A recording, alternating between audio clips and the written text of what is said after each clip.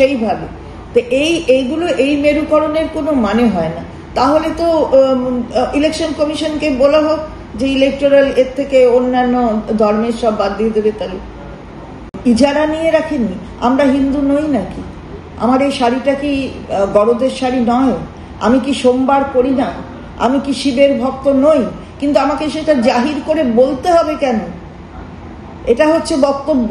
আমি যদি সত্যি করে ঈশ্বরের সেবায় নিজেকে নিয়োজিত রাখতে চাই, আমি সেটা নিজের মনের মধ্যে রাখবো।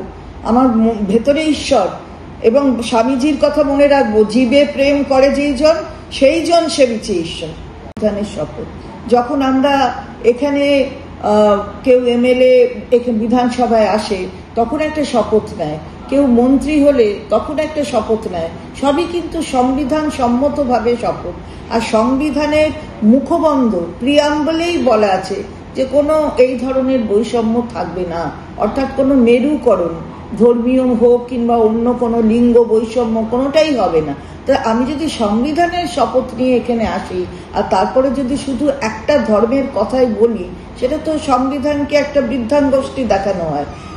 আমরা প্রতিনিধি, আমরা জনপ্রতিনিধি হয়েছি সমস্ত মানুষের আশীর্বাদ নিয়ে। সেখানে কিন্তু আমরা কোথাও কোনো ধর্মীয় মেরুকরণ করে আমাদের ভোট চাইও নি, মানুষ আমাদের সেইভাবে ভোট দেননি।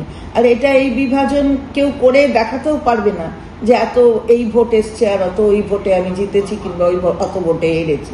সেটা নিয়ে মেরুকরণ করে এটা করা যাবে না।